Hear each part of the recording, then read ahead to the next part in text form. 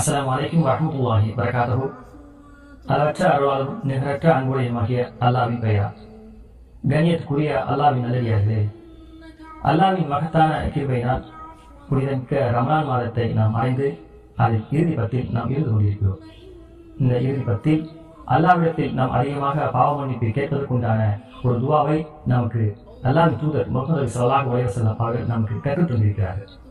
இதை குறித்து அன்னை ஆயிஷா ரலியல்லாஹு அன்ஹா அறிவிக்கின்றார்கள், அல்லாஹ்வின் தூதரே, லைலத்துல் கத்ர் இரவை நாம் அடைந்தால் அதில் நான் அல்லாஹ்விடத்தில் என்ன பிரார்த்தனை செய்வது என்று கேட்கிறார்கள்.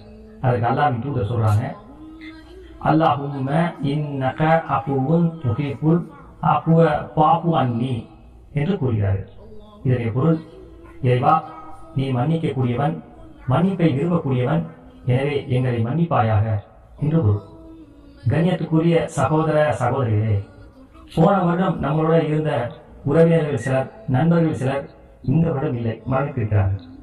அதே போல் நாம் அடுத்த வருடம் இருப்போமோ இல்லையோ, அல்லாஹ் நமக்கு இந்த வருடத்தில் அவருடைய பாவ மன்னிப்பை கேட்பதற்குண்டான வாய்ப்பை ஏற்படுத்துகிறது. அல்லாஹ்விடத்தில் நாம் அதிகமாக பாவ மன்னிப்பு கேட்டு அந்த சொர்க்கத்தில் ரய்யான் எனும் வாசல் வழியாக நாம் அனைவரும் நுழைந்திட அல்லாஹ் நாம் அனைவரும் மீதும் அருள் புரிவானாக.